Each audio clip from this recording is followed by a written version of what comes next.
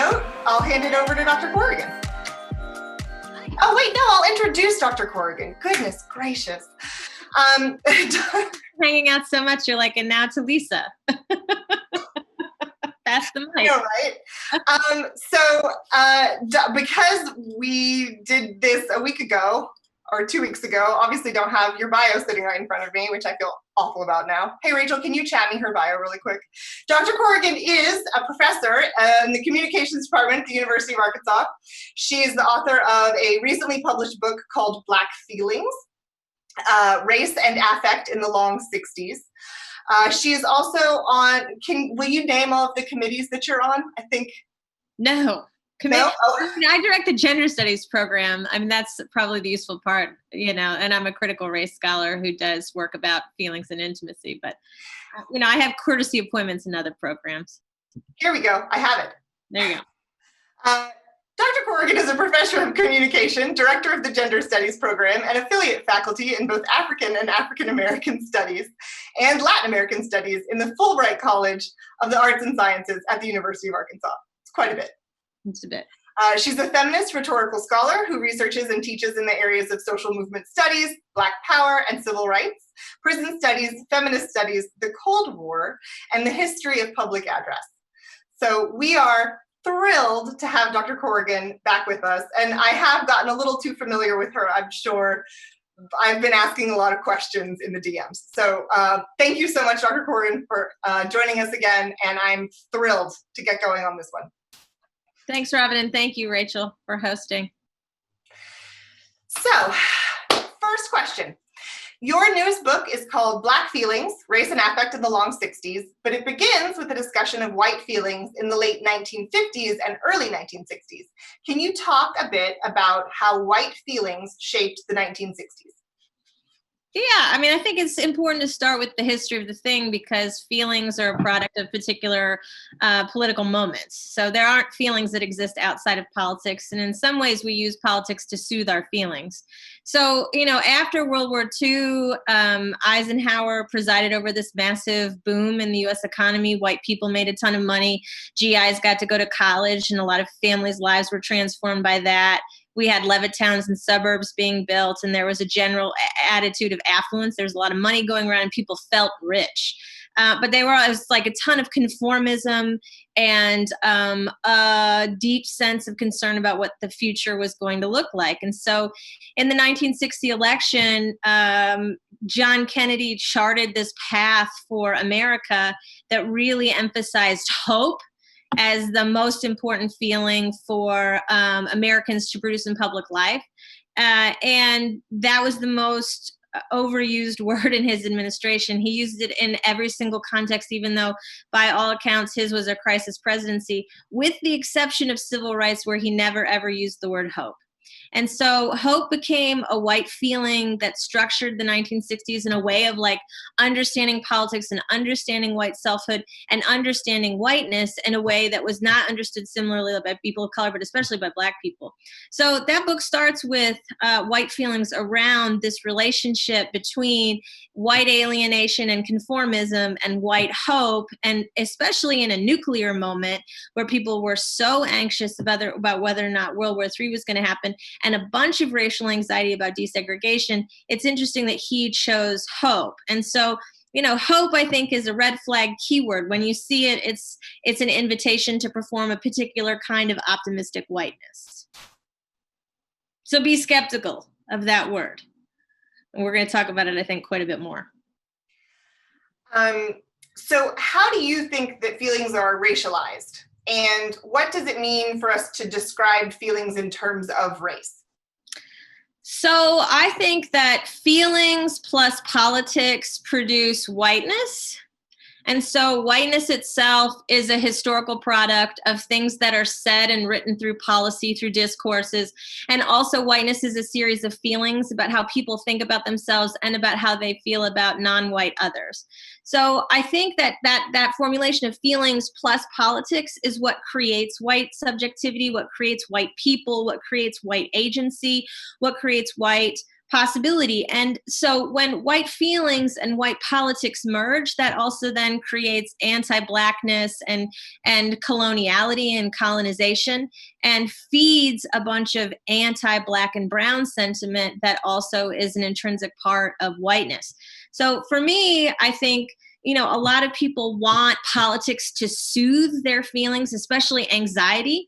And we're in a moment right now where white people desperately want to be soothed because they're not, as a group, as a large aggregate group, they don't do well with uncertainty and they don't do well with anxiety. And this is a hyper anxious moment because so many white people are losing their jobs. With 40 million people unemployed, that's a bunch of distribution of risk and pain and suffering, along with the COVID, that I think magnifies white anxiety. And so people want to ameliorate that, and they want to do it through politics. But, I think white feelings plus white politics does not ameliorate suffering. It just produces anti-Blackness and coloniality. So I think that racial feelings are a product of politics and personal feelings producing this kind of space that we live in now, where people don't really know how, white people especially don't know how to talk about themselves as white people. They don't recognize their own whiteness. They don't talk about it. They're not critical of it.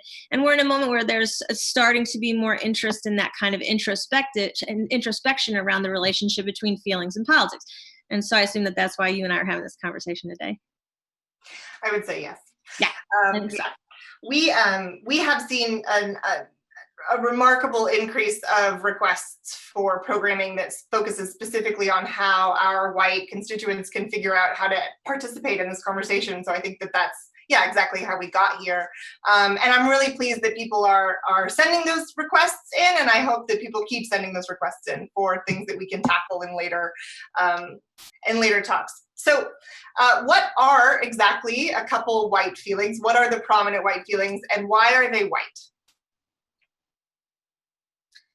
Shame, I would say, is probably the most predominant white feeling. I mean, this nation was founded by colonists who are Puritans. So their deal was like purity, like that's what they were into, like really hard. So that notion of purity is fundamentally about whiteness and about anti-contamination. And so when the white settlers, the white Anglo-Saxon Protestants began to colonize the United States, their interest was in purity, like purity of mind, purity of body, purity of spirit, but also purity of race. And so that notion of purity and the fear of contagion is what drives a lot of the containment policies, especially at mid-century in the world. Like the US's entire foreign policy was about containing Soviet power and containing nuclearism, and about massive US expansion as an empire around the globe. And internally and domestically, all of our focus on people of color, whether it's Mexican repatriation or Japanese internment or Chinese exclusion, or certainly all of Native America, all of that focuses on how to contain the racial other. And so shame is produced because white people know that that's wrong, and they do it anyway to, hoard wealth and power. And so they internalize shame through religious messaging, through messaging about sexuality, through messaging about mobility, right? And through other sorts of content that makes them feel bad. And so shame's a problem because it requires somebody else to see it. So you feel shame when somebody else sees you doing a thing, right? And then it bubbles up inside of you. Guilt is when you feel bad about doing something to somebody else, right? Shame is about being caught doing something bad. It's about somebody else seeing you do something bad. And so this entire moment is, in some ways, especially for the white people who are like reading all of these race books, or at least buying them, we'll see if they read them, that is about, them trying to think through what their accountability is and how they have contributed to the, racial dilemma of public American life. So I said shame is one. I think fear is another. And so I think segregation in particular, as, a post-Civil War discourse, and as something that constrained a bunch of material realities for people, like where people live, where they shopped and couldn't shop, how they could access public goods and services, whether or not they had access to public transportation, if they could, have a public education. Segregation shaped distance between people, and that increased the propensity for white people to fear people of color, especially Black people, in particular Black people. And so I think fear and the worry about failure drives a lot of white behavior.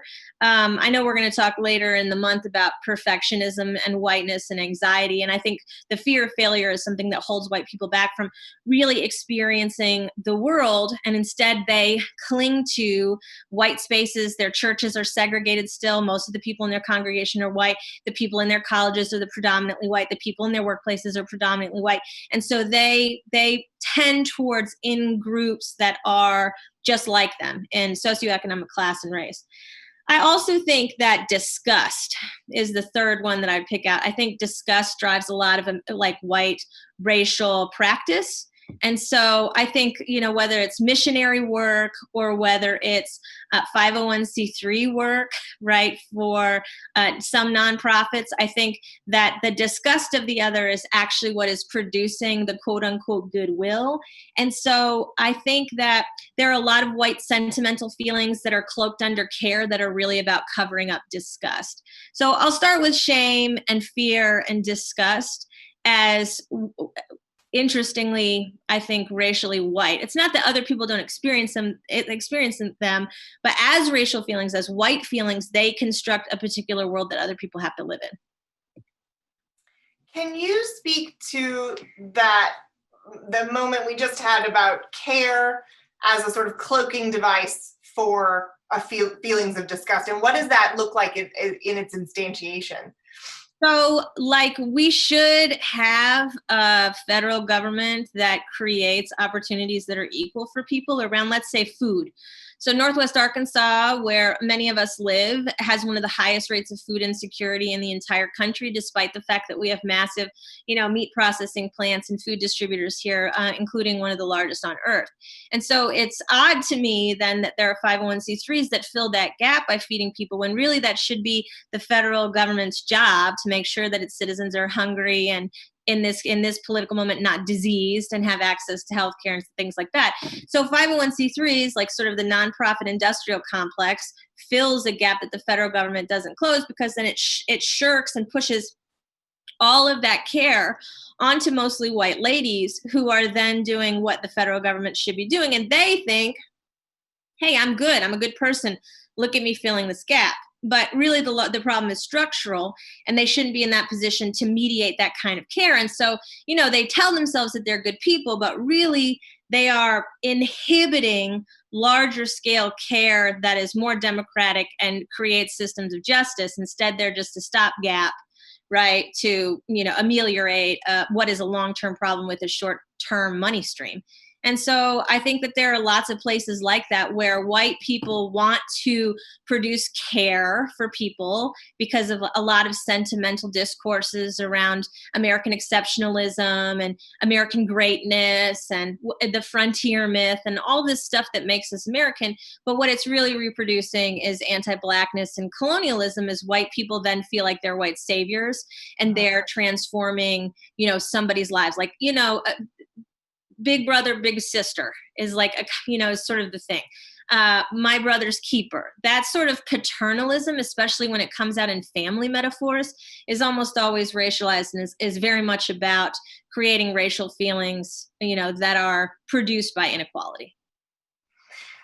If you don't mind, I'd like to stay on dig into this specifically for just a moment. In this current moment, there are a lot of food drives going on, fundraisers for groceries for marginalized communities, and I started one myself the other day. Was not obviously not thrilled to feel push is the wrong word, not thrilled to be doing it, but doing it nonetheless, as a sort of reaction to precarity. And so as I'm even setting it up, I'm realizing that if I had the time, if I had the bandwidth, I would really want to go 6 steps behind it and work on a structural problem, but we're all so busy. And so sort of just on to the next thing that we're putting Band-Aids on as we go. And so, this super quick, let's buy some people some groceries Band-Aid for an obviously very large structural problem is something that I know not only my organization, but organizations all over are doing. What is a tactic or a strategy for stopping in that moment and saying, okay, so if I meet this immediate need, I'm actually prolonging a problem. So I'm going to go back to a structural solution. And so what you're basically saying that you're realizing is that it's a structural problem. And I think white people have a political immaturity in that they read political situations as more shallow than they actually are. And so they have an inability to aggregate data, right? To say like, oh, it's not just one bad apple, but it's a pattern of X, Y, and Z, right? We don't do longitudinal analysis. We don't think about data. We suck at math. If you look at our math scores around the world, like we're not good at that. And so instead of doing mutual aid or solidarity, right, which is community-led, right, coalition building, then you create white institutions that are basically tasked with, patrolling and surveilling and controlling populations that are cut out of social services. And so that just replicates, colonialism and white supremacy, because it's saying the people who are in charge of meeting this need are these white ladies. We're going to underpay them and overtask them with things that the federal government refuses to provide, even though it's in their mission in a democratic government to do these things. And then we're going to make them feel really good about it, right? And so we're going to send them out to shake the trees, right, either corporate or individual, so that those people can subsidize what taxpayer-funded money should. And, it's the thing about a democracy. It's as important to have property that you can shift around in the political scene as it is to vote. And if you don't have property, then you have less access to the political process. So when those white ladies step in, right, to meet that immediate need, constantly meet that need, then there's no incentive for the federal government to actually solve the problems. And so it is prolonging the suffering rather than actually fixing the problem.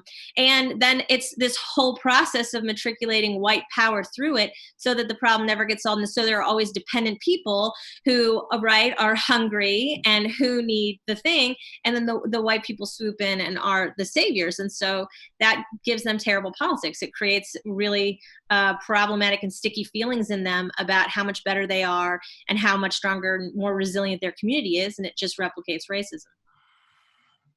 I'm going to do a little housekeeping note. We are not going to be checking the public chat for questions. So if you have questions, make sure to send them to Rachel Woody Pumford, who's the host of the meeting, so we can get them in. That said, one time we're gonna address the one that just came in from Michelle. And it's basically the same thing that I just asked. What is the should, right? If we shouldn't be doing that, what should we be doing? Or is it should even a thing? Listen, I'm into mutual aid. So you feed the hungry people, but you can't do that without also being like, where is the food, right? So it's one thing to provide the food. It's another thing to be like, okay, well, now we're all going to organize and push for an end to food deserts and a democratization of the food supply and more subsidies for CSAs and farm to table and local farming and Black farmers and redistribution of plantations into the hands of the people that have worked them and their families. Those are all ways that you address food system problems that are not dependent upon white saviors producing the food to the mouths. So it's not that it's a problem to feed people as an individual, it's that it's a problem to do that without larger structural interventions that create longer lasting solutions. So I'm just saying, it's one thing to do the shallow analysis and have the job as like the middle manager of social welfare. And I'm saying that's a problem. The longer term thing is about how white women think about their complicity in not producing solutions, but replicating the problem. And I think the problem isn't so much feeding people as it is replicating whiteness through, nonprofit social work that doesn't ameliorate suffering and that may reproduce it. I feel like I could dig in on that one for a really long time, so maybe we'll table that, and that's a whole other thing. I'll try really hard to stay out of your DMs about it.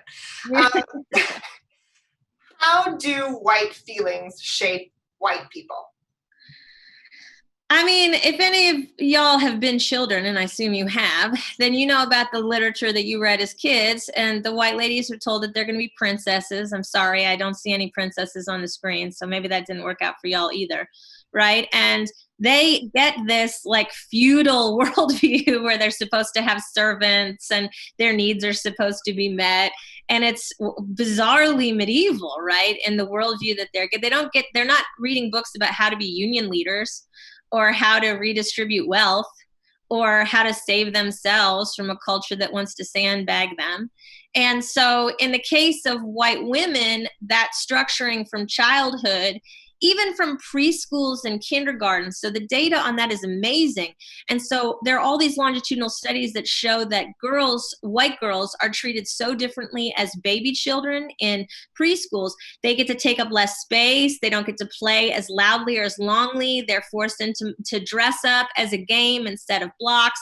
I mean, every single gender stereotype that you could possibly imagine starts getting disciplined and controlled so young, like right out of diapers. And even in the expectations about, I'm sure this happened to some of y'all, where even when you were like in grade school, somebody would ask you, do you have a boyfriend or girlfriend, right, at the holiday meal. So all of that is a disciplinary practice that is rewarded and also discouraged through incentives and disincentives that produce different kinds of racialized and gendered bodies. And for white girls, it's hyper discipline around the body.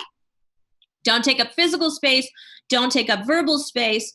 Don't use language as power. You should be seen and not heard. You're an object. Manage your body. Control your size. Don't be unruly. Don't be a bitch. And for boys, it is don't cry, don't have feelings, don't be compassionate with other people. You know, fighting is good. Violence is what creates a good man, right? And even though there has been some mobility around those expectations, mostly because of second wave feminism creating the space for men to be happy about being fathers, it's still over determining social violence and wage gap and achievement gap stuff. And so I think the white women grow up with a bunch of shame and loneliness, and the men grow up as totally alienated. It's why the men have man caves that they hide away in. And so I talk a lot with my students. I was like, when was the last time your 40-year-old parent made a friend? And they're like, oh no, my parents have no friends. And that's because white people don't make friends throughout the course of their life. They become hyper alienated. They move to the suburbs. They are torn away from any kinds of connections they had as children. And then they don't learn how to produce them or reproduce like deep connections as adult people. And so both men and women are alienated. Now, that's even worse if you're queer or trans, right? Because then you're growing up in a heterosexual white family that exists entirely through the lens of purity, that can't even manage, you know, things that they don't understand or they haven't been taught. And so there's no flexibility in the white family to really create a space for racial growth. And the white family, I think, then becomes the unit of white supremacy. It's, you know, it's white women who are like, I support Brock Turner, like he was a good son. Kavanaugh's a good man.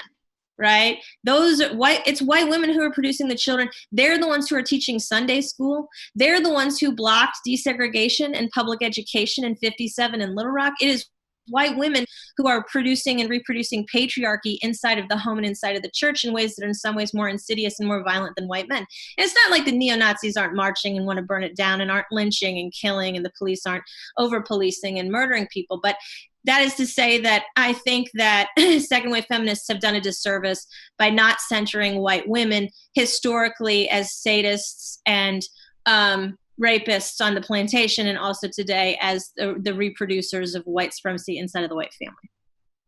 End rant. Mm-hmm. What do you think about that, Robin? Yeah, no, so understanding our complicity in the long game. And that one's heavy. Well, it's everywhere. It's in the literature. It's in children's literature. It's in the makeup of schools. It's in curriculum. It's in how you interview for a job. It's in the way that your clothes are designed. It's in the way that the suburbs are designed. It's in every aspect of public culture. So that whiteness, it accretes, right? So it's layered on top of each other, and then it pushes down and becomes really solid with these layers of discipline and punishment that white women say internalize very, very young, and so do white boys. And so by the time they're of like, you know, the age where they start to have sex and mate, then they're totally lost because they're supposed to have these heterosexual scripts about their whiteness, and they don't have any tools to navigate it. And so you've got a bunch of date rape and a bunch of, trauma that's inflicted as heterosexuality moves through whiteness as its way of being, and then creates all of these standards about who can spend time with each other and who can't. And it's even worse then because, I realize that this Me Too thing, women want to be believed about sexual assault, and I'm here for that. But on the other hand, trust women is what got Emmett Till lynched. So the boundaries about what white women can say and be believed about is definitely something that kills Black men. So it's, there's an accountability to whiteness that white women don't have to answer to, even while there is gendered violence that they also are subjected to, especially in their homes. I mean, the most dangerous person to a white woman is her husband or male partner. Like, what does that say? Yeah. That the most dangerous person in your life is the person that you're supposed to be closest to create your heterosexual utopia, is the person most likely to kill you or your children. Like, that seems like bad odds. Very bad. Not good. As you were saying this, I had a realization, like, this most recent round of protests and discourse was sort of launched-ish on Labor Day weekend when two things happened, right? And the one that we're not talking about anymore is Amy Cooper and her calling the police on this lovely bird watcher. And I wonder how, why did this fall out of the conversation so quickly? And is it because it's actually harder for us to wrap our brains around? I mean, listen, white women are not imprisoned for anything. So if you look at just the prison population alone, it's mostly poor white dudes and a bunch of Black dudes and some Black women. And so white women have listen, I'm about abolition, so I'm not here for improving the numbers of white women in prison. I'm just saying, it's evidence that there's not accountability for white women. I mean, I'll tell you, I've been a gender studies professor for 20 years, and the number of children that grew up into adults who were abused by women, babysitters, neighbors, cousins, I mean, it's manifold, but because there's no space for men, especially men of color, to be victims of sexual violence, white women get away with it because we don't see them as perpetrators. We only ever see them as victims. And if you see white women as victims, it means that they can never move beyond victimage into a space of power. So it has this containing function that makes it hard for white women to produce more radical structures for their own being. And it's really bad. And so, what we also don't, I never see white women sharing any news stories about white women who have abused kids of color or disabled people, even though they have. And so that there's just this gaping hole where we want to preserve white femininity as this sort of magical space. And it's bad because it reproduces and produces patriarchy. And it's the thing that kills white women in their own homes. So they are also actively producing their own destruction. And so that seems bad.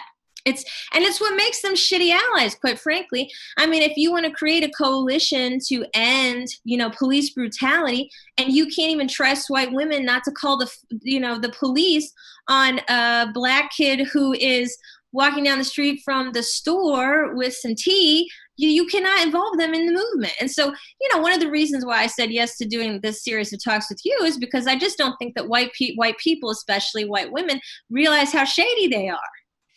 They are all just one panic attack away from killing a Black dude in the street.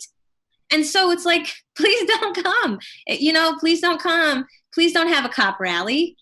It's just such a removal from a systematic analysis of oppression that to enter it without a working knowledge of race as a historical product in the United States is makes you dangerous, makes white women dangerous. They are not easy allies. And their anxiety makes them more work than they're worth in a social movement, right? Which is why I'm sitting in the chair as the white lady doing this labor, right? Because people of color need to be doing other things because they're further along down the road. And so they're ready to do strategies and tactics. And white people are like, what do you mean I'm white? What is that? And so this is why we're here, which, And I'm not, I do this for a living. So I'm not trying to produce shame about it. I'm just saying that white people are behind the 8 ball and don't have the tools necessary to enter the political moment in the place where they could possibly be peers with people of color. Because they're not. Yeah, I mean, nailed it, right? I think that one of the reasons why I reached out to you and wanted to do this was because I knew that I had an audience of white women. Yeah. And I had an audience of white women that were like really close to being involved, getting involved, figuring out how to take that first step. And I will say that I think that as we get deeper into our discussions and we get deeper into the current pileup of crises that we're in, even we are losing our white women audience. And I am thinking hard as an organizational leader about how do you maintain that sort of that yoke of attention while also giving difficult information. Listen, here's what I'll say about that. Is that's the hard thing I will say about being somebody who does this for a living, is because I have done these for 25 years and the white women come and listen and then they don't translate it into action because really they just want to feel not bad about themselves. But they're not ready to actually give up privilege or comfort so that other people can be equal. Right. And so there has to be a positionality where you move from I read the book and I watched the TED Talk to I created the conditions for, justice in my community in X, Y, and Z way. And it's not something you can dabble in. You cannot dabble in anti-racism. It's a thing that you commit to as an ethic. And I just think that white people have a shallow ethics. Like the white church is not talking about white supremacy. I mean, there may be 2 churches that dabble in that conversation in Northwest Arkansas, but on the whole in America, across denominations, white churches are totally silent about anti-Black, death, and state violence. And so what does that say about what white ethics are? Like they go to church and get absolved of their sins, but they're not actually producing equality or ameliorating suffering, and they're not out agitating so that people have things. They're not sharing or breaking bread. They're patrolling communities of color. They are segregating their kids into charter schools. I mean, they're doing all of these things that are fundamentally I suspect, Christian, right? But they're also just white supremacy. So it's frustrating for me. I have a lot of ambivalence about doing these kinds of talks because I talk and talk and talk, in the moments when I'm not out doing. And the white women don't generally get beyond the talking. And I think that's because their feelings of inadequacy and their fear of Black people especially is crippling. And I don't mean that to be ableist. I mean, they are physically unable to get out of their white homes to actually get on their feet and move. Like they're called social movements for a reason. Motion is the thing that they produce. And white women are domesticated. They're like Peter Pumpkin Eater's wife. They're literally hobbled into not being able to leave their homes and circulate in larger political spaces with physicality and with embodiment and with voice. And so the first person of color that drops an F-bomb or is critical and the white women just shrink. And I see you all nodding here. I see you all taking this in. I can see your faces. And so you understand what it means to shrink away when somebody yells at you, especially if it's a man, right? Or somebody's critical of you. And we got a bunch of criers, I imagine, too, right? Where the affect is all of this sentimental affect. And it's very hard to move from that position of fear into a space of actual political action.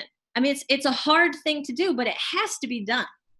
I just think white people have a shallow ethics. They don't have an ethical paradigm that informs all of their actions, from what they buy to where they send their kids to school to, how their politics, operates on an interpersonal level. They don't have an ethics. So it becomes overwhelming then to think about how they can translate their feelings of dissatisfaction into, political solidarity. And so here we are. I'm writing a question for you for later. So because I want to let you get back on track. So thank you for that tangent. How do white feelings shape politics? I mean, most politics are they're full of white feelings about white people, white feelings about Black people, white feelings about history. We call that nostalgia. I'm thinking about Trump as an example, right? So the Make America Great Again was, of course, Reagan's reelection slogan in 1984. Why does that matter? Well, Reagan started his political campaign for the presidency in 1980 in Neshoba County in Philadelphia, Mississippi, where 3 civil rights workers from Mississippi Freedom Summer were lynched. So Reagan began his campaign for the presidency in 1980 by signaling that he supported the covert lynching of those three civil rights workers, Goodman, Schwerner, and Cheney. And interestingly, that's important because two of them were white, right? Goodman and Schwerner were white, and Cheney was a black man who had been doing voter registration. So here you have interracial mutual aid and solidarity, and Reagan basically started his campaign for the presidency in 1980 by declaring war. So to make America great again is to make America white again. And that is exactly the moment that we are living in right now, which is why that slogan gets, re-articulated. There's a great ad that Beto O'Rourke shot for Vanity Fair, and it's almost the exact same as the one that Reagan shot in 1980. And so, or if you look at Mayor Pete and the spread that he did for Vanity Fair, like America's First Family, and he's like this stripper, right? In the spread where it's like, kind of, playing with his queerness, but also then they're both white, him and his partner Chase, they're in front of this white background, they're in white clothes, and it's about the white gay being white as a signal for white. So, I think both in the symbology of America and in the way that we think about America as a historical thing through nostalgia or through film or all of the representational politics TV, all of those are spaces where whiteness consolidates into a way of being in the world. And people, even though we don't describe it among white people, when you're in line and when you're out of line, right? White people feel most comfortable around white people. And so when they do politics, they do it around other white people where they're comfortable. So nothing changes. And so here we are in a moment where we're going to go back to Joe Biden because white people want the exact political moment that produced Donald Trump, which was the 2008 election when Joe Biden wins as the running mate to Barack Obama. Why are we going backwards? It's because the white people in the Democrat Party want to go back to 2008 and do it again instead of moving forward with a different kind of vision. And part of that is the boomers and the alienation of the 60s happening as like the slow-moving train wreck that we're living through right now. So part of it's public policy and part of it's representation and part of it's political economy and segregation. But all of those are places where white supremacy just sediments like, geology, right? Like geologic time is fundamentally white in the United States. The entire bedrock of America is whiteness. The cotton oligarchy that made all of the U.S. Into this financial empire and this resource-rich place, all of that oligarchy, all of that empire is about the accretion of white identity as like this stable thing that can then wield power against anybody internally or externally. So what is it that makes white feelings most problematic and most dangerous? That white people don't know how they feel. I dropped the feelings wheel into the Facebook event page because I hinted at it in our last talk. And, I'm a big believer in the feelings wheel because I don't think that white people know how to name their feelings. They don't know how they're feeling. And if they do, it's a pretty shallow conception, like sad, mad, glad, right? I mean, it's not like there's this whole range of feelings that white people can identify.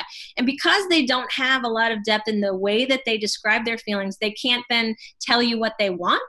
So the inability to name feelings leads to an inability to name desires. And so you've got a bunch of unhappy, alienated people who don't really know what they want. So then they are looking for ways to fill the emptiness that they feel because they don't know what they want. They can't name their desires. So they shop or they become busy, right? They fill every moment of their time so they don't have to manage existential loneliness or the angst of being white. And so that leads them into terrible politics and they're alienated from themselves, which is why they're, depressed. There's a wonderful book by Ann Kvetkovich called Depression, A Public Feeling.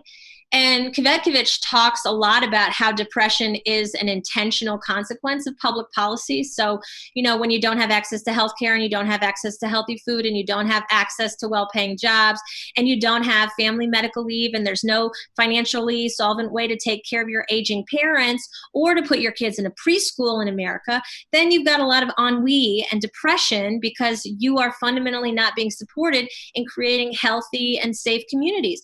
And so people have really intense negative feelings about that, but they think that it's individual, like it's some individual chemical thing that happens, right? And social workers are taught to treat, even though social workers are taught about systems, they fundamentally break down into individual therapy. So again, the system isn't changed, just the individual person maybe has a tool to manage the most immediate concern in their life. And so it spirals out of control, right? Because then you aggregate all these white alienated people who are lonely and have no friends and are deeply unhappy and underpaid and, overprivileged. And so they're miserable. And I think whiteness is a perpetual state of misery that then gets projected onto other people as the source where that, people of color are scapegoated for creating that misery, right? And so that's the moment that we're living in now. And it's sort of inescapable that the white miserable guy at the top is creating misery for other people. And so it's a reckoning for white people about how they are producing misery, I think. Thank you. Snap on that one. I'll take the snaps. I mean, am I wrong? The guy at the top, he's totally miserable. The president is the product of a totally sociopathic father. It was like the Hunger Games in his childhood. He had no access to an emotional intelligence. There was no love or care in his household. Have you ever heard of him talk about his mother? No, she didn't exist because patriarchy. I mean, the whole thing is so corrupt that there's no chance for anything positive to come out of that kind of super wealth that his dad stole. I mean, you would talk about a corrupt empire of whiteness. You would be hard-pressed to beat the Trumps. I guess the Bushes could do it, though. So, I mean, I could keep going. Actually, there are a lot of examples. But anyway, just for this political moment, I mean, white people are looking in the mirror and seeing Trump stare back. So that's got to be terrifying for white people who've not recognized their whiteness.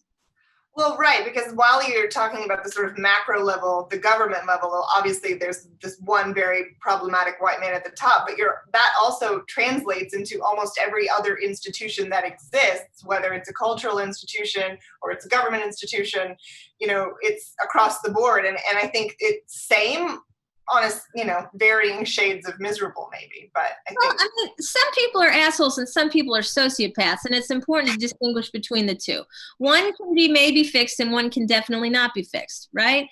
So, if you think about Mitch McConnell, John Roberts, and, Trump as the trifecta of busted white masculinity, I think you have three different templates for how whiteness produces terrible white feelings and terrible anti-Black white public policy, right? And all three branches of government, there is a unified theory of whiteness, right? It's all of the branches of government, even with Barack Obama there, the reason that they chose Joe Biden is because he had done such racist stuff in the past that he would be a good check on the new Black guy on the block. So he was the white daddy who was supposed to keep watch over Obama. That's his job was to contain Obama's whiteness. And so white people are like psyched about Joe Biden. And it's maddening, quite frankly. It's just shitty politics. So, I think at the macro level, you're seeing just, the, I don't know, churn, right? The emotional churn of whiteness try to keep replicating itself. It's like Agent Smith from the Matrix, right? Just replicating and replicating and replicating himself. That's how whiteness works. It's like it's a feature of American nationalism to reproduce the same. It's like watching all the Marvel movies. Like, how many more Batman movies do we need? That guy's a sociopath. He's a Trumpian. He's definitely on Team Trump. He definitely is a multimillionaire hoarding wealth and power in his city and not creating any kind of solidarity. He's a unitary vigilante figure in cowboy America. And all of the rest of it is that too. So sometimes that's more gentle, right? Like John Roberts is the genteel version of that shitty white masculinity, right? Where Trump is the brute, but they're on the same team 24/7. That decision that came out yesterday against the Louisiana abortion law was all about like, we need a more gentle way to reverse whole women's health and end abortion in the United States. This was the wrong technicality to end abortion access. So they're all the same. They're on the same team, even though the whiteness feels slightly different. I'm glad you brought up Batman. It's a very good point. Terrible. I'm constantly telling my kids, we cannot romanticize Batman. I appreciate that he has ambivalence about good and evil, but I mean, he's a vigilante asshole. Just resource hoarder. He's a terrible person. I'm like, Bane is definitely the hero of that movie. I'm like, yes, this is Occupy Wall Street. Anyway, white people don't know how to read parables about their own political failure, so I'm sure they love that movie for all the wrong reasons. Also, Joker, sociopath. Joker is Trump. They are the same guy. Right. It's like, pay attention to your pop culture. It's trying to teach you about your psyche. And everybody's like, I liked his makeup. Okay. So in our current moment, in like speaking today in this crazy moment that we're in, how are white feelings keeping us, or how are white feelings influencing coalition building? They're killing it. That's what I'm saying. Like, I want white people to be better allies, but what tools do you bring to the table? Can you divest resources? That seems to be an important thing. We talked about it last time. Like, where does your money go? Does it go to white storekeepers? Does it go to white corporations? Does it go to produce white supremacy? That seems like a base question that everybody should be able to answer about where they spend their money. But it's all the way up to, how do you talk to people of color? Are you using microaggressions, right? Are you acting out of fear? Do you refuse to meet people's eye on the street? Like, there are all of these embodied ways that white feelings emerge in like social life, from the most intimate encounters in the home all the way up into the political realm. And so, for me, I think probably the two of the most egregious are disgust and pity, because they're really sticky. So some emotions are fleeting, right? They pass, they just buzz us by. It's like buzzing the tower. They're fleeting. They don't stick. We don't carry them around with us. We don't linger on them. We don't ruminate on them, right? That we don't turn them over in our mind over and over. But there are other negative emotions, especially disgust and pity, that are very sticky. So once we start feeling that way about a thing, contempt, envy, disgust, pity, those are all really sticky. Think about gum on your shoe. And it's hard to disentangle and get all of the bits off because there's such sticky emotions. So disgust is problematic because it's a visceral emotion. When we feel disgust, we physically recoil. We feel disgust about things we taste and smell that are inside of our bodies. And so disgust, I think, has a really powerful way of organizing social and bodily space, like how we comport ourselves, how we physically take up space with our body, how we make eye contact, how we deal with proximity to other people, how we touch through haptics. I think disgust is an important place to think about whiteness. And then pity. And so I think that for people who want to do social activism, they get to that place through pity. Like, I feel so bad for that family. I feel so bad for that person, right?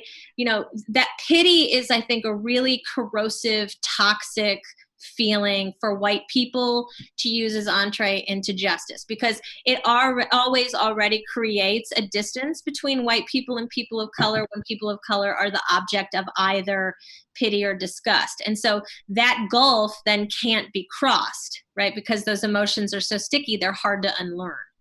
So I think that, I think white feelings, the reason that I want to talk about them is because they are toxic. The feelings are toxic. It's not that the white people inherently are toxic. It's the way that they feel their whiteness is what produces, right, all of these systems that oppress people of color, Black people especially, and certainly Native people. And they don't know how to unlearn them because they can't name them. So I think for white people who are serious about social equality, you have to be able to name your feelings as they're happening, and you have to regulate them. So white people can't regulate their feelings, which is why they're all wild all the time, right? They're anxious, they take up space, they talk too fast or too loud, they won't make eye contact, they rush to fill in every single thing. And all of that is a product of anxiety that is produced through sticky white feelings that they fundamentally feel bad about, or feel nothing about because they are committed to whiteness as a toxic ideology. Yep. And there's some people who are like, ooh, I'm into this, right? I assume they're not in the talk, though. So 2 notes. Rachel has dropped the feelings wheel into the chat. It's the very long link. So please download that and put it as the background on your phone and feel complex feelings. And then second is, don't forget, questions are going privately in the chat to Rachel Woody Pumford, who's the host of the meeting. I'm going to ask the first guest question, which is why I bring that up. So somebody asked, regarding coalition building for the sake of anti-racism, we are encountering an issue where a bunch of members can't seem to trust each other, but are instead trying to outdo each other's knowledge.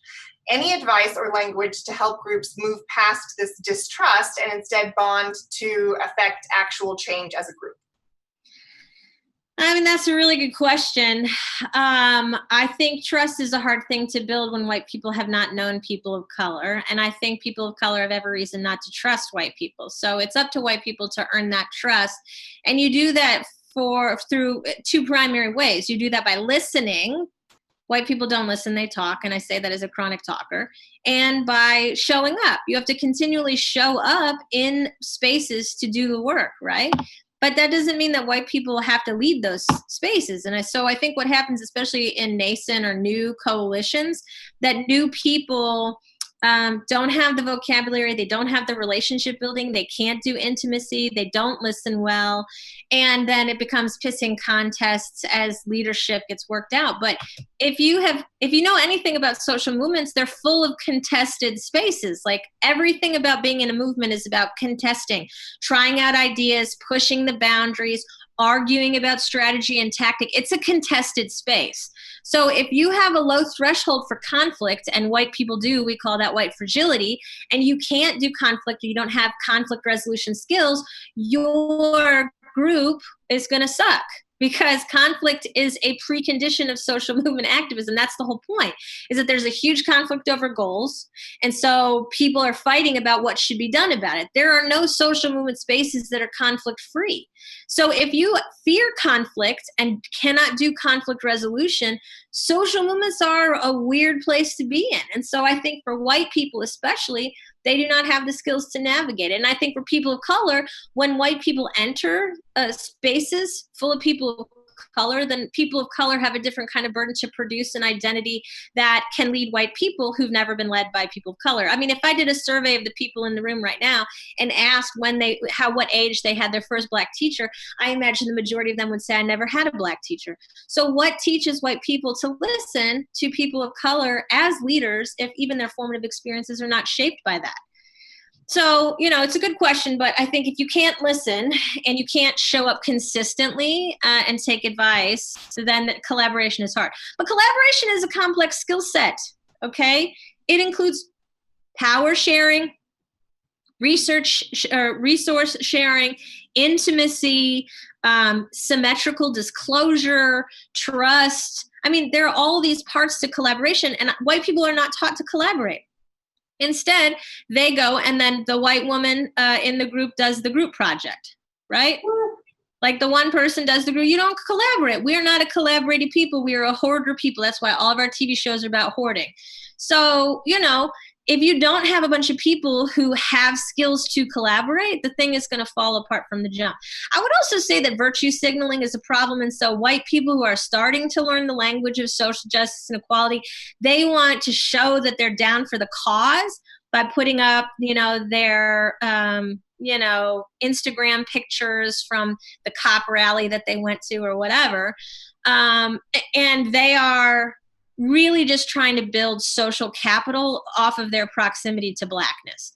So at the moment, I think a lot of white people feel like it's cool, especially young white people, to go to protests or what passed for protests in Arkansas. And they want to do it because they want to increase their reputational capital as coolness. And that's racist. So that's racial tourism. It's super racist. You really should not do that.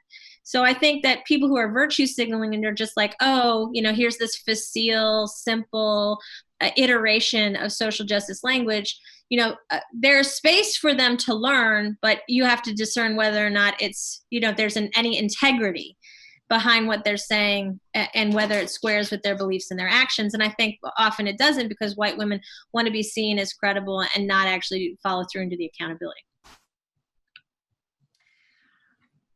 How are white feelings energized and circulated? White feelings are energized through violence and perceived violence. So, in the case of, let's say, desegregation in Little Rock in 1957, massive resistance to desegregation and states' rights and, that moment was energized by the projected image of the black male rapist being in school with little white girls. And so the imagery used verbally and in political cartoons and, on TV was about black brutes and little white girls and about rape. And so white people get off on pretending that violence is about to happen to them. All of their TV shows that are all white-centered are all about inflicting violence on other people. Like, just think about the CSIs and the SVUs and all of the other alphabet letter true crime stuff. Almost all of the victims in those shows are white women. So there's a charge, there's a sexual, political, emotional charge that white people get in the proximity to violence, especially when it's white on white violence. But politically, when it's, when it's perceived black on white violence. And so violence energizes white feelings. And what circulates it? Certainly TV shows, political speeches, right now, YouTube videos, memes. I think white supremacy right now is so circulable. And it's circulating in the Reddit threads, and it's circulating in the TikTok videos, and it's circulating through Zoom meeting bombings, and it's circulating through police violence. All of those are spaces where the same feelings produce the same kind of white people, and it's circular. We call it recursive, right? It's this feature or formation that is created and produced the same way in this iteration that's always the same.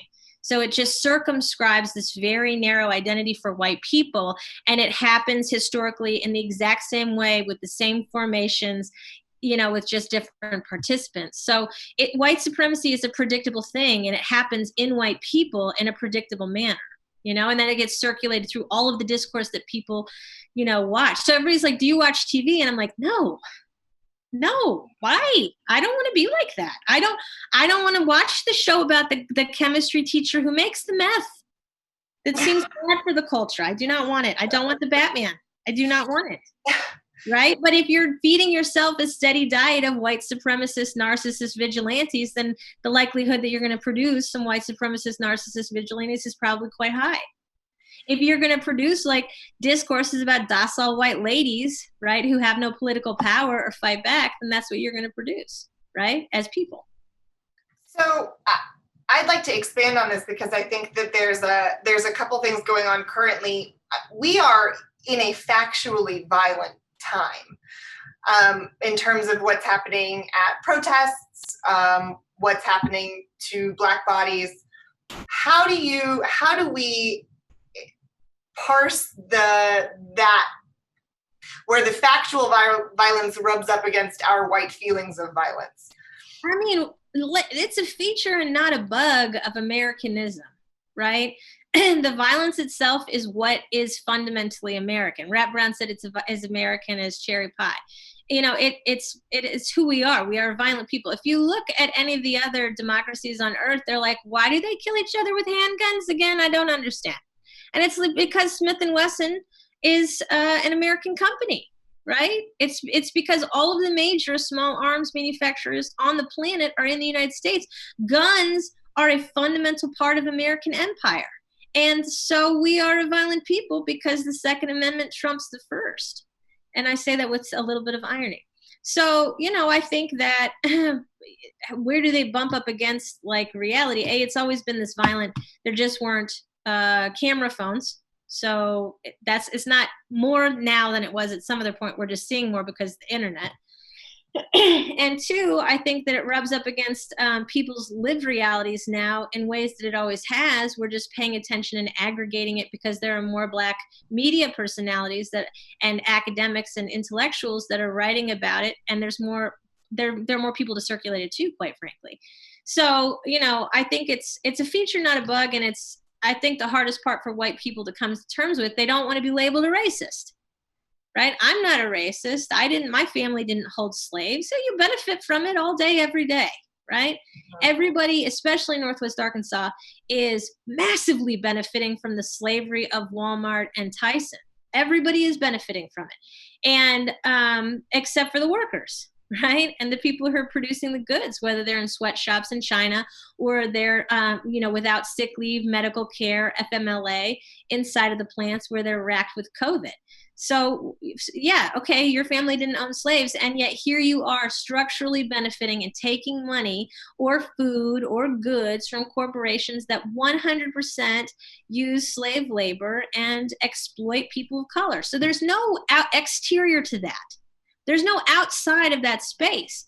Whiteness is fundamentally built on the exploitation of other people. And so white people just do this, snow job on themselves, pretending like they're not. It's just like tremendous denial. And so it's no wonder that white people are anxious and depressed.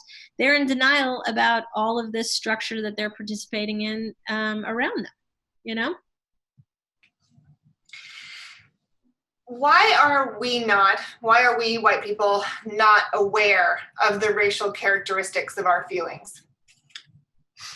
Because white people control the entire curriculum of America. So you write stories where in Texas, for example, they rewrote the curriculum 5 years ago to say that the transatlantic slave trade was called emigration, voluntary emigration. I mean, it just doesn't get more crazy than that. That's a mental disease to want to rewrite chattel slavery and the kidnapping and enslavement of millions of people as voluntary emigration. In what world is that reasonable? But that's all of the states, right? Is that white people control the school boards, they write the curriculum, they control McGraw-Hill, they produce the textbooks, they assign them in classes, they write the standardized tests that gatekeep whether or not kids can get to college. They make up primarily white institutions. They're the employers who are recruiting at those institutions for white people. I mean, it's the whole way through. So white people do not understand about whiteness because the job is to produce more alienated subjects so they can go and be sociopath CEOs or mindless consumers. That's what makes capitalism go. So the Trumps at the top, regardless of their political party, because they span the spectrum, let's be honest, Bloomberg, I'm looking at you, they're all mob, right? It's just mobbed up. They just have crony capitalism where they hire their kids and their family members and hoard power, and they cycle through generations, right, of political power, and the rest of the white people are just supposed to produce or consume stuff to enrich the coffers of those white people at the top. So white people have no access. They don't have access. There's no mental health care in America that's democratized. So it's not like they're going to go to qualified professionals to discuss it outside of public education. And then they're so alienated from it, they don't even know to do that. They don't even know that the problem is their feelings, which is why we're having this talk and why I'm writing books, because they don't know. And so it's like, how can we build better white people is a question that white people need to be asking. How can we build better white people? Yeah, everybody has a responsibility to answer that question. How do we be better white people? That is also a question that we need to answer. And we do that by radically, right, democratizing resources so that people actually have the capital necessary to transform their communities and lives. We have an audience question asking that sort of tags on to the end of that, which is they were having a conversation about history textbooks. Do you know of a good textbook that they could advocate for here in Arkansas? Well, so basically the state board contracts out the curriculum through K through 12. But if you're looking at adults, right, if adult education, so, 14 or older, in Indigenous People Histories of the U.S. and the People's History of the United States, Howard Zinn and Roxanne Dunbar Ortiz are probably, I think, as far as textbook adjacent histories of the United States are the best places to start. So People's History of the United States and then Indigenous People's History of the United States are good places to start for decolonizing your education about American geography and, wars of expansion and, settler colonialism and those sorts of things. So I would start there. But as for K through 12, I mean, the textbook racket is fundamentally racist. It's controlled by, white supremacists. It produces fragmented history. And then I could ask you now, I could ask you, because I teach college, so I'm like, how far did you get in world history? And they're like, World War II. So there aren't, and it's always been that way. One reason for that is because a bunch of the lunkhead draft dodgers during the Vietnam War found it easy to dodge the draft if they went into teacher training. And so they all took all the government and geography and social studies jobs. And then also were like backup assistant coaches. And so that's who's been doing the citizenship education in America since, 1961, has been white dudes who have a vested interest in not really caring a whole lot, right, about civics, because it was the easy way for them. They didn't want to do the real work. They weren't going to do math. They weren't going to teach handwriting, right? And so they took those jobs. And so even today, I don't have any students who've had high school classes that have gone past World War II. So all of the civil unrest, all of the progressive social stuff in the middle and at the end of the 20th century, they've never even heard of. They don't know anything about social movements. They don't know anything about the civil rights movement. They saw Martin Luther King once with a clip from the March on Washington where he makes a regretful comment about merit and the color of the skin. So they know, a liberal ideology of Martin Luther King from a 20-second clip from his most famous speech. That's it. And that hasn't changed. I've been a teacher for 20 years. It hasn't changed at all. So, public education needs a reboot. I think it's going to get it with COVID. And one place to plug in is on the, school board debates and curriculum debates about, how we can create more egalitarian schools that are more interested in justice than punishment. Because right now, schools are just producing punishment and reproducing the achievement gap, right? Because they're underfunded and neglected, but we could do much better there than we are. Another audience question. This audience member was told that reading White Fragility by Robin DiAngelo was no way to truly learn about anti-racism because she's white. This person's response was that it's a good start for them as a white woman. Do you think that White Fragility is a good place to start? Yes. So I think that all of those Black feminist critiques of White Fragility are disingenuous and bad allyship, quite frankly. I think it's a terrible decision to drag Robin for that book. She wrote an article. Everybody in gender studies and diaspora studies and ethnic studies taught that article for 20 years. I'm sure her publisher came to her and they were like, this is the moment. Can we expand that? White people are interested in it. And I think it's just people of color who are writing those shallow ass critiques of the book are just pissed that Robin's book is in the New York Times top bestseller list. And if I were Robin, I would say die mad about it, right? I said what I said. That book is a fine place to start. It's one book among many. And, I think it's ungenerous and disingenuous to come for her. I think it's trashy coalition politics for sure. It's terrible. You can't chase the white people out of the movement and then be like, why did you not show up for the thing? Mm-hmm. It's bad politics. I think it's an unfortunate thing. It's also just a blip in the moment, right? Where this always happened in social movements that are around coalitional politics. What do we do with the whites? It happened in Mississippi Freedom Summer. They imported all these white kids from the North, these kids who went to Miami of Ohio and Brown and NYU, and they showed up. And then all of the Black college students themselves had a huge skills gap about what they knew how to do, whether it was typing or whether it was, running meetings or whether it was organizational stuff or whether it was building ideology. And so it pushed a bunch of college-age Black kids out of the movement in Mississippi in '65. So that stuff happens all the time around racial organizing. I just think it has no grace to come for her or that book. That's a fine book. So I would resist that kind of critique. I would tag on to the end of that. Even as I was walking in the room to have this talk, my husband made a little comment about like, oh, it's going to go, the white ladies are going to talk about decentering whiteness.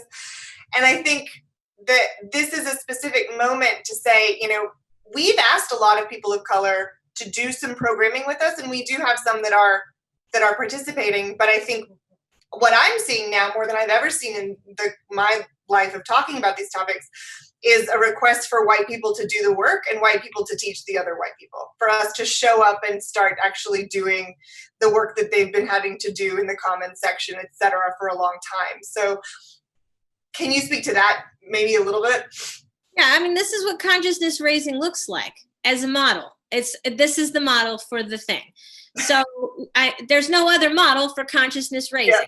And, I can imagine a world where people might be critical of me doing this work that I've been doing for 35 years, and they are welcome to have their own personal opinions about it, whatever. But at the end of the day, we're the ones who networked together, you and I. And I see a lot of these people that are here today and that were here for the last one that are in my social network that I connect with all the time. And so, you have to start with your people and transform the people who are closest to you in proximity. And that doesn't mean that obviously you should be hosting people of color to talk about other topics, but it's not reasonable to say, you know what, white people need to understand what makes them shitty allies. Why don't they read this historical book about mass incarceration first? Because that's a different thing, because that is a large scale structural issue that should be read through the lens of understanding one's own personal subjectivity. There's no way to go about doing structural critique if you can't position yourself within it. And so anyway, I just think it's just a lazy critique of DiAngelo's book, which I think is totally fine. And it's not the end all be all, but there's no reason to remove it from your reading list. I mean, it's just lazy intellectual debate. I would ignore it. I have a friend that's here who when we were having a conversation about how she could get involved in these larger topics, and she made an analogy that I thought was really beautiful, and I think we have to make space for this. She was saying, she's really dedicated. She wants to have the conversation, but she's a baby deer. She has baby deer legs. Yeah. She can't, you got to walk before you can run. And I think that we do have to make space for that, because otherwise you can't come in as an expert. So, creating some space for grace of you're going to fuck this up. Yes. It's okay. We're going to talk through it. The thing is that, I also think that there's value in, I'm like the go-to radical white lady, right? So I chastise the Democratic Party, and I'm at all the movement meetings, and I'm in, black and brown spaces all the time, and I'm leading political trainings with diverse coalitions. But at the end of the day, I'm sort of the go-to radical white lady to do this sort of stuff. And there has to be space. I'm the expert on this. Right? So there has to be space for white people to be experts in critical race work. Otherwise, the coalitions aren't going to get built where the white people divest the power. So it's a fantasy. Separatism is a fantasy that I write about, right? Radical racial separatism is a fruitful political space for people of color. But as a practical matter, class solidarity is how shit gets done. So they both have their utility, but in terms of actually transforming political power and redistributing wealth, class solidarity has to be the way that we understand racial politics. And so, yeah, I think Robin's having a moment, and if I were her, I would just be like, write your own book then. I wrote my book, you can write your book. That's how book writing goes. Manage it. So we've only got one of the sort of pre-written questions left, and we've got an audience question. So I'm just going to tell everybody, if you've got questions, now's the time. Drop them in the chat to Rachel Woody Pumford. She will get them on the list, and then we'll start wrapping it up. So audience question: how can white people most effectively relinquish our power and make space for more BIPOC? Okay, so making space is a weird euphemism, right? So space operates in a bunch of different ways. One is economic space to produce or consume. One is physical space, right? Proxemic to somebody else, right? In a physical location. One is verbal space, right? To occupy with ideas or ideology or thoughts. So when we talk about making space, I think it's easy to fall into euphemistic language and not think about what does space making actually look like. So fundamentally, white people need to divest their money and time. Okay, so this is an economic apartheid situation in America right now. You've got to stop giving your money to trash white people. Stop shopping at Home Depot. They're terrible people, right? Stop shopping at places that support the thing that you purport to be against. Don't spend your money there. And that means radically rethinking your relationship to cash, or to work, or to overwork, or, to the wage gap, or towards marriage, to buy a home, right? There are all these different ways of thinking through how we spend our money that white people, I think, are pretty thoughtless about. So financially taking up space and not taking up space is what determines segregation, basically, economically. I think housing, right, is a place where white people take up space. So, 40 million of people are out of work. A bunch of people are going to lose their homes. And then predatory buyers are going to come in and snatch up all that property and flip it like it's HGTV, which I know you all watch obsessively, and they're going to sell those houses, right, to other white people and force Black people out of neighborhoods that they have lived in as families and community units and spaces of solidarity for centuries. And so there's going to be a massive move for urban removal, right? A, because of COVID deaths and massive health disparities in communities of color, and B, because of shitty lending and real estate practices. In the state of Arkansas, for example, renters have no rights. There's no renters' bill of rights. Landlords and the real estate agents control everything. So money is one way. I think physically is another. So white people have to stop being afraid of Black people, especially white women being afraid of Black men. It is definitely inhibiting your ability to connect with other people. And so, you know, for me, as somebody who writes about Black men, I'm around Black men all the time. So there's value, I think, in modeling this kind of radical white subjectivity for white women to see like it's possible and it's like not sad. It's really great and fun. And then finally, I think verbally, whether it's on the internet or in the IRL, about who takes up space and how. Like there are times when it's Black people's turn to talk, or people's of color, it's their turn to talk about their experiences that you fundamentally don't actually know about, right? So it's okay for them to take up that space. And there are other spaces that are more agonistic, where there's space to debate. But this is not the time to play the devil's advocate as the white person about race. Okay, that's an asshole move. You're not the devil's advocate. You're the devil, right? So this is not the time to take up that kind of subjectivity. This is the time to be like, I read this. Can I read more? It's also not the time to ask probing individual personal questions of people of color that you do not have intimate relationships with, because their interior life is not your business. And it's an act of terror to ask them to over disclose their personal life to you because you're morbidly curious about how they live under a constant state of violence. So don't do that, I would say. So that's what I would say about taking space. Listening is a really useful skill set in this political moment. So if white people have white feelings, it would make sense that Black people have Black feelings. Can you talk about Black feelings? Parenthetical, I know you can't because there's a book. Yeah, and what don't white people know about Black feelings? White people think that if people just hope and pray that things will get better. And I don't know why, because it has not worked on gun violence prevention, which I have, worked on for the last 10 years. So the hopes and prayers are not making a dent. But Black people feel hopelessness. They feel hope in interpersonal situations with like family members and loved ones, but they don't have political hope. They did not think that Obama was going to save America. They certainly didn't think that America became colorblind because a light-skinned Black man became president one time. So white people think that everybody has access to hope, when really Black people have experienced hopelessness from the birth of the nation through chattel slavery and through segregation and economic degradation and lynching and violence. So, the fact that white people want to produce optimism in politically shitty moments is a racist impulse. So I also think a bunch of the book is about how white people read Black rage as Black hate. So, Black people have rage because the violence against them is so extreme that there's no way for them to participate in politics. They've been shut out of the political economy. And so white people deliberately, I think, and sometimes unconsciously, but mostly deliberately, read rage, which is a political feeling, as hate, which is an interpersonal feeling. And they do that to scapegoat Black people so that they do not have to take responsibility for all of the ways that they've participated or benefited from anti-Black violence. So I talk about that a bunch in the book.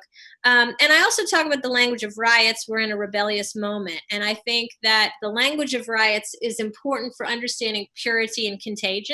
Because when we talk about when Black people get together and exercise their First Amendment right to assemble and petition and exercise freedom of speech, because white people don't like Black speech, then they just call that a riot, right? And so riots are demands for political redress that cannot be accomplished because Black people are cut out of the political system. They aren't prosecutors. They don't sit on juries. They're not, right? They're not cops for the most part. They're not part of the systems that are destroying their lives. They're not participating in the same numbers, and they don't have the same kinds of political power. So white people scapegoat Black folks by painting Black assembly as rioting, and then they use that to kill them and contain them. So I talk a lot about the language of riots and powder kegs and explosiveness. And whenever you see that kind of language, that's generally anti-Blackness. And it creates the kind of bubbling rage and disappointment and frustration and anger that's directed at white people generally, but also that bubbles up in interpersonal moments when white people are thoughtless, careless, and bigoted, quite frankly. So yeah, there are a bunch of Black feelings that white people don't have access to, and there are white feelings that Black people don't have access to. Entitlement. Black people do not produce entitlement. It's like not a series of feelings or behaviors that Black people enact. That's fundamentally white in character. Like, you owe me this. This is how it's going to be. That's all like white posturing, white feeling, and it's about property rights. So yeah, I think that feelings are hyper racialized and people experience them differently depending on how their bodies are racialized. Okay, final question. This is a good one to leave on. What are some ways to get involved in the movement here, especially for folks who are new to the area? Okay, so you need to understand the place that you're living in before you can actually be a productive member of a group. So, I would start at civics level organizations. League of Women Voters, is a great organization, and they're running a big anti-gerrymandering campaign that will help to really increase representation for communities of color in the state and also poor people.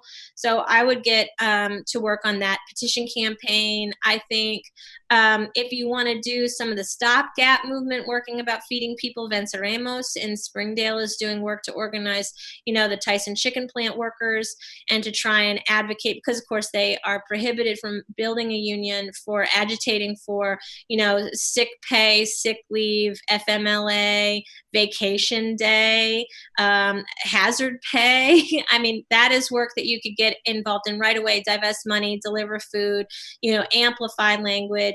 I think that there obviously is a bunch of work being done around public education right now, and disparities around public education because of COVID and the public schools reopening. There's space, I think, to get involved there. There's space everywhere to do it. It's a matter of what your skill set is and what kind of labor that you want to produce. I would also just say that starting in your own personal communities by dealing with the racists that are closest to you is important work that white people have to do. It's not up to the people of color that to patrol your asshole relatives in the comments section of your Facebook page. That's your job.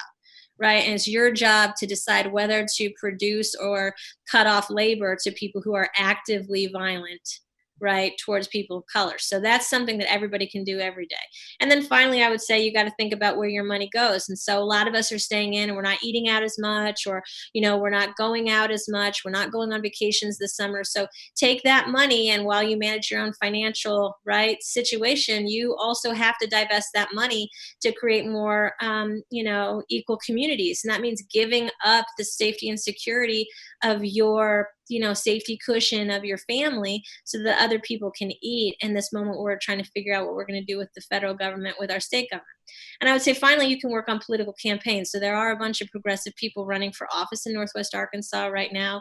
I would say Megan Godfrey's race in the House and the House of in the state ledge is probably the most important race in some ways in Northwest Arkansas, because she has done incredible advocacy for both, dreamers and undocumented Arkansans, as well as Marshallese, people who are obviously being disproportionately impacted by COVID because of a lack of any kind of testing capacity or contact tracers, who are doing work in Marshallese, even though they're such a huge part of the population up here.